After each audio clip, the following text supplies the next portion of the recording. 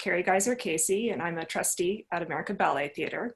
My name is Cassandra Trenary, and I am a soloist with the American Ballet Theatre. I'm Alexei Ratmansky, and I'm artist in residence at the American Ballet Theatre. And today's conversation is about The Sleeping Beauty, which was scheduled to be performed June 15th through June 20th at American Ballet Theatre's Metropolitan Opera House season. Unfortunately, we can't be there to see this beautiful performance in person, but we're so lucky to have Alexei and Cassie here today to give us some insight about the ballet. So in 2015, ABT, in honor of its 75th anniversary, unveiled a new production of the 1890 Marius Petipa and Pyotr Tchaikovsky ballet, The Sleeping Beauty. This new version of Sleeping Beauty was staged by ABT Artist in Residence Alexei Ratmansky with the assistance of his wife, Tatiana Ratmansky, and with scenery and costumes by Richard Hudson. Alexei based his staging on a variety of historical sources, most importantly on the notations of Petipa's original ballet, compiled by Nikolai Sergeyev in the early 20th century. These are all currently housed at the Harvard Theatre Collection. Sleeping Beauty was Petipa's first collaboration with Tchaikovsky, and this collaboration brought about a new level of musical and artistic sophistication in ballet. Petipa was then at the height of his career as ballet master-in-chief at the Imperial Theaters, where he worked for 63 years in the latter half of the 19th century. And Sleeping Beauty is widely considered his greatest achievement, or one of his greatest achievements, I should say. However, over the course of the 20th century, the ballet had been significantly modified. Large sections of pantomime, which is the gestural language that is used to help move the narrative forward in ballet, were cut, and much of the dancing was altered to suit changing aesthetics in ballet. With his new staging of Sleeping Beauty, Alexei offered today's audience a version of the ballet closer in intent to that of Petipa, and revealed to us some of the forgotten treasures of the original. He's gone on to stage many additional Petipa ballets from the notations, including the 2018 Harlequinade for ABT. We are also lucky to have here with us ABT soloist Cassandra Trenary, who originated the role of Princess Florine in Alexei's production, and then debuted the role of Princess Aurora 1 year later in 2016. So Alexei, I'd like to start with you. I was wondering, when did you develop an interest in the notations, and how did you learn to read them? I've read about notations when I was at school. In my favorite book, Ballet Encyclopedia, which I almost memorized the whole thing. I was so excited to get the information. Anyway, it was written there that Petipa's ballets were notated, and then I asked many people. I was very curious, but no one knew anything about it. And then some 15 years later, like the time changed, Soviet Union collapsed, Iron Curtain disappeared, Leningrad became St. Petersburg, Kirov Ballet became Mariinsky, and then big news, they announced that they are reconstructing the original Sleeping Beauty from the notations, and that's where I understood they are at Harvard. So it was a very, very big thing, which actually led to almost a civil war in the Russian ballet circles, with many great names opposing it, and the others, defending. I was very much for it. I loved the idea, even though the production itself I had questions about. But since then, I was very intrigued and looking forward to the time when I can study the notations myself. Because as we all know, the ballet, it happens at the moment in the studio or on stage. Things are changing. The same choreography is performed in very different manners by different dancers, different stages. And, you know, you do something yesterday and today you do it completely different. So it's obvious that the choreography has changed. Also, the idea of the authorship in ballet, I think, has changed dramatically. And something that was considered very normal, you know, you take someone's ballet and you stage it, it's yours, it belongs to you. During the 20th century, especially now, yeah, it's out of the question to change someone's work.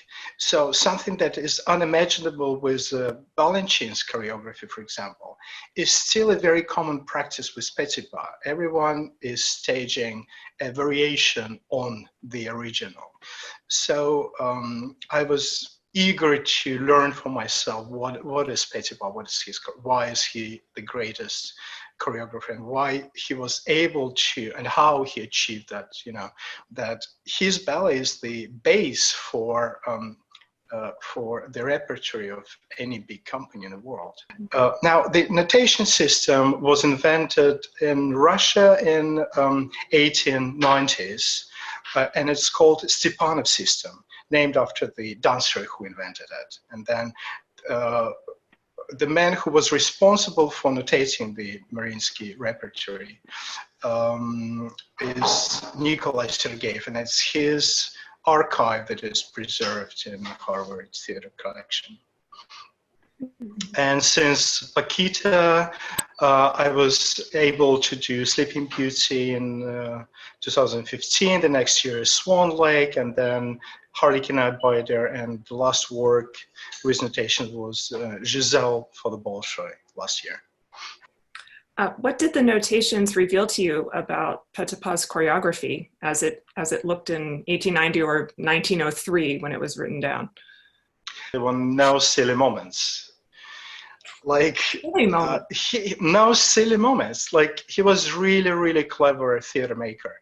And I think he spent a great deal of time preparing. So there is no, you know, improvising there, no spontaneous something. Everything is so logical, so well prepared. And it's like in a big novel of great writer, you know. Themes are connected, interconnected. There are something at the very beginning that echoes later on and develops into something beautiful. There is a steely and very, very beautiful logic in everything, choreographically.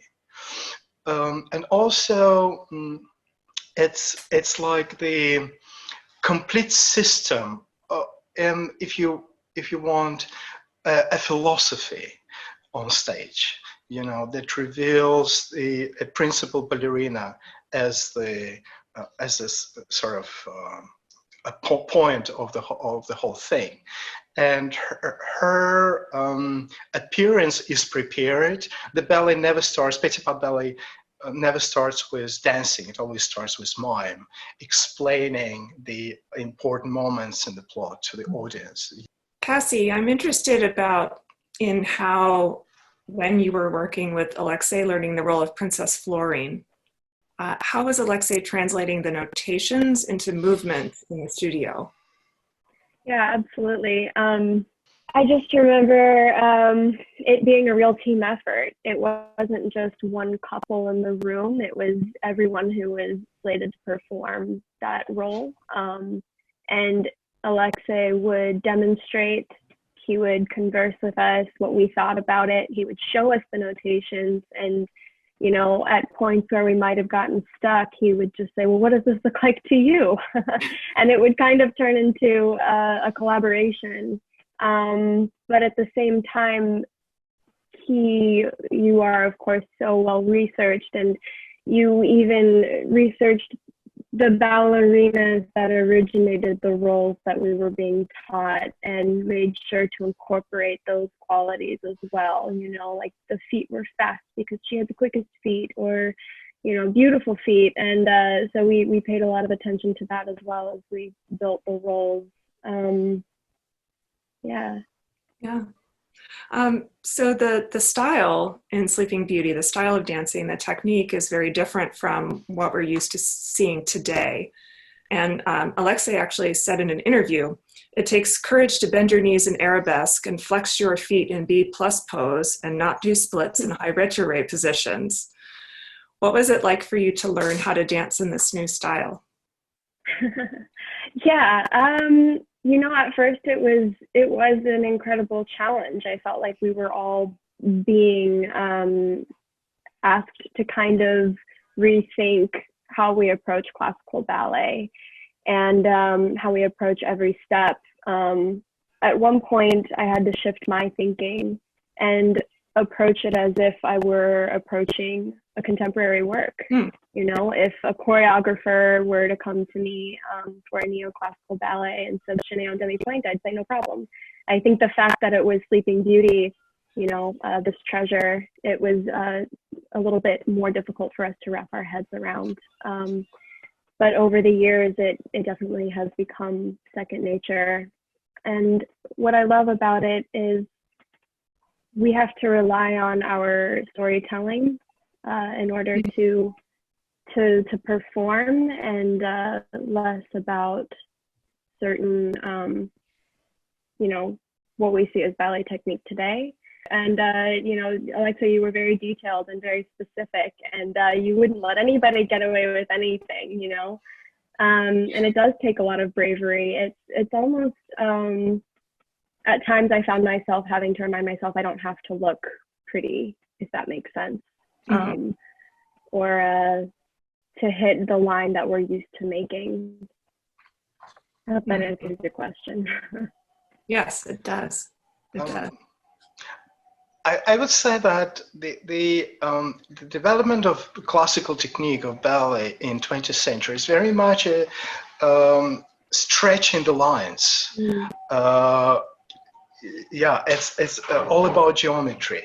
And I think in Petipa, it's like Cassie said, it's all about storytelling. It's all about the musicality. And it's about, or artistry. It's about different things. For the dancers, of course, who you know, started to stretch and turn out and point and leave the legs high from the very early age, like not even 10. I don't know when did you start, Cassie, to dance? How old were you? 3. I was 3. You was 3. Okay. Yeah. But classical dancing on point probably later. Yeah. And like, anyway, it's like ingrained in you. You don't think when you do a pirouette or you do an arabesque. You just do what your body remembers from the very early age. And the most challenging thing was for the dancers to, as Cassie said, again, I would agree with that, to approach it as a learning new style of dancing. So doing classical steps, but have a very different coordination mind. You have to control yourself. It's much more brain work, I think. You don't just let it happen. And then in this very specific structure to find the freedom. That was the most challenging thing. Yeah, and I think even the way we held ourselves was different. It was a lot more human. Like you would constantly ask for us to just kind of relax our arms by our side, stand, you know, like we would stand if we were human beings, but shifting our weight slightly to one leg versus, you know, as a ballerina, you're taught to hold yourself a certain way. There's a certain posture. And so I think finding the humanity in this ballet in particular was a challenge, but also a great joy too, and something that we could bring to everything that we do, you know, after that ballet. I've been collecting the old pictures of you know, the dancers for many years, and it's so clear when you look at the pictures from, you know, 1800s and then 1900s, then 1910, 1920, 1930, how everything is, you know, everything stretches, and then also it becomes more tense. It's more about posture. It's more about the pose. While they are really, in the old days, they are really so alive. It's very, very alive. It's not about being correct in the dance. Also, the old films reveal that. They dance like they breathe, like they like speak to us. They're very individual and very in their coordination. And now it becomes much more dry, much more unified. And these so-called the rules of classical ballet, the system is sometimes it's so rigid that you don't feel the personality, you don't feel the real person behind this perfect shape. And that was the goal, to pull out the natural, organic, breathing quality of dancing. And also, like I can bring an example from a Spanish zapateado, when you with the heels, when you make rhythm. You can't do it with the tense legs. I remember the teacher was telling us, you really need to relax all the muscles. And to get the technique, to get the speed, to stay on point with more relaxed muscles, that was maybe an impossible goal. But one thing, Alexei, you've always said to me is, yeah, of course, no tension, relax your muscles and place the bones where you want them to be. And it seems like such a simple thought, but it is quite difficult, the way that we're taught classical ballet today, to not use every muscle to achieve the shape that we want or to execute steps quickly. I'll never forget that. Like, just align your bones. It's fine. The whole process was the process of discovery, because I also didn't have a clear idea. I had this hundreds of pages of notations that give you a certain information, but how to make it live. We didn't want a museum piece. We wanted it a live performance. We wanted it to be exciting for the not only for the audience, but for the dancers also. And interesting thing that I had in a position in Irina Alexandrovna Kolpakova by my side, who is Vaganova pupil, a celebrated Aurora, and an amazing dancer and coach who has a very different idea of what Sleeping Beauty has to be. And luckily we have very friendly, wonderful relationship, and we always argue, but I listen to what she says, and it was interesting dynamics in the studio, because I was trying to find something that was, in my opinion, lacking in the style of performing Sleeping Beauty. Alexei, what qualities, either as a dancer or as a person, did you see in Cassie that caused you to cast her as Aurora? When I joined the company, I've heard Cassie's name, like they were saying, oh, she's so talented, but I've never seen her for, what was it, like a season or more? Remember, you were injured, you were off, and we slowly started to get back in shape. Unfortunately, you lost much time at the beginning, but then when you finally got back in full force, I was struck by the rare quality. She lives every moment when she dances. And the impulse comes from the music. Even though sometimes I don't agree with your phrasing or musicality, we always discuss that in the studio. But you're really you're like 100% in the moment dancing, and the music pushes your body. That's wonderful. So that's actually what you need for Aurora and any other principal role. And then Cassie is extremely hardworking, very, very positive always, like no moody, no diva, nothing. She is down to earth, and she is ready to do anything to get better. So that's really inspiring. I love every rehearsal that we have together. God, I'm like, oh, I just miss it so much. I mean it, Cassie. Yeah. Thank you so much. That's really wonderful to hear. Yeah, Alexei had mentioned that time off that I had, and it was incredibly challenging, but I just couldn't sit and do nothing. So I did start workshopping a play, and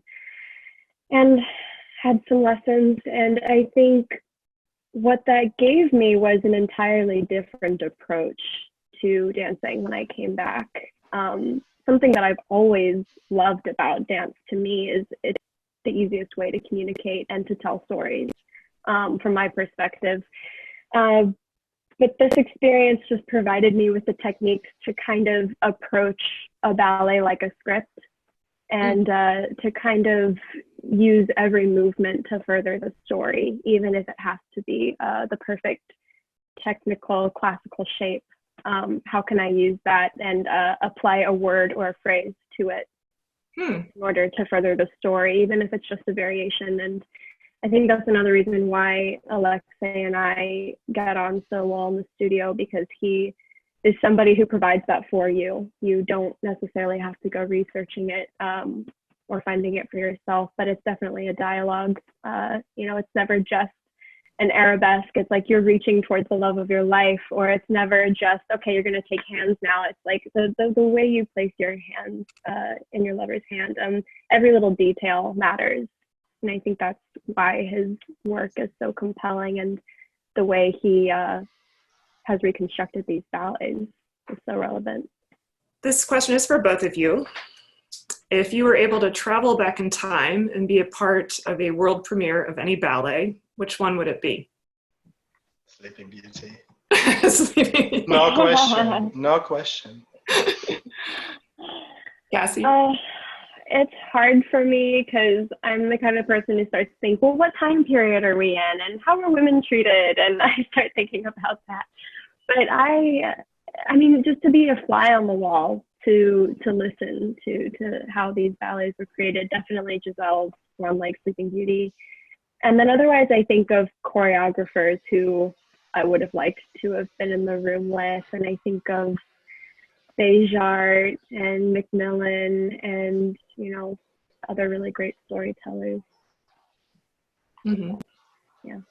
If you are willing, if you could share something about how you've been coping or being creative, or both, during this pandemic.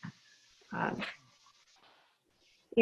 first when this started, I threw myself into action mode, and I was like, I'm going to do everything, and I'm going to be a better dancer when we get to the other side of this, and I'm going to, work on my technique every day. But then as the weeks got longer and longer, that kind of melted away, and it just became, when I feel the urge to dance, I dance. And I'm finding some joy in that. Started kind of creating movement myself.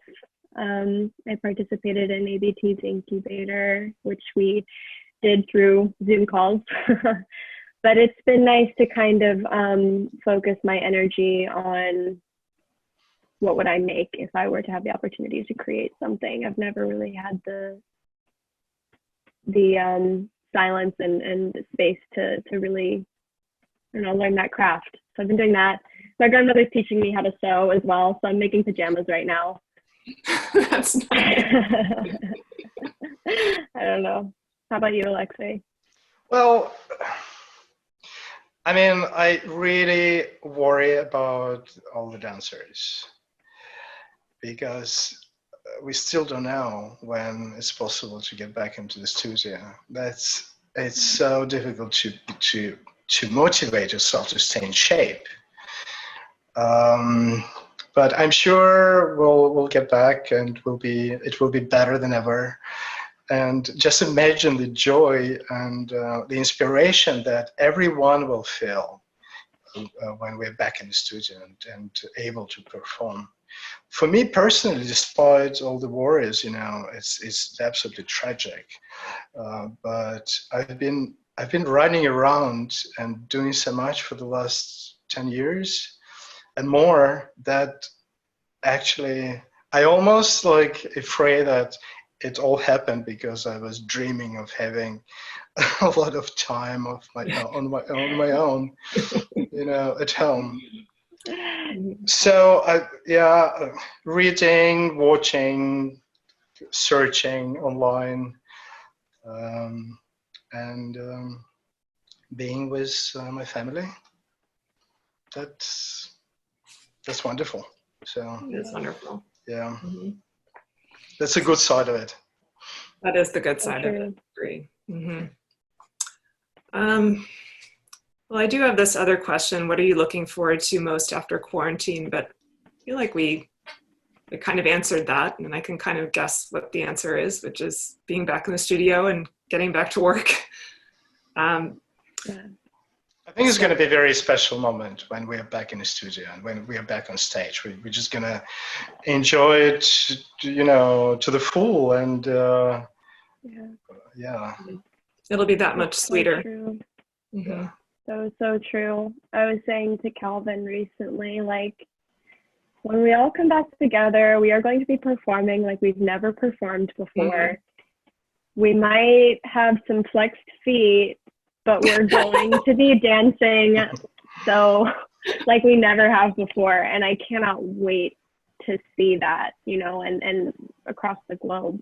It's going to be really, really sweet. I'm excited. It's going to be special. Yeah, for sure. Yeah. Yeah. Thanks to everyone who joined us today for this conversation with Cassie and Alexei. And in these difficult times, we hope that you will consider donating to American Ballet Theater's Crisis Relief Fund.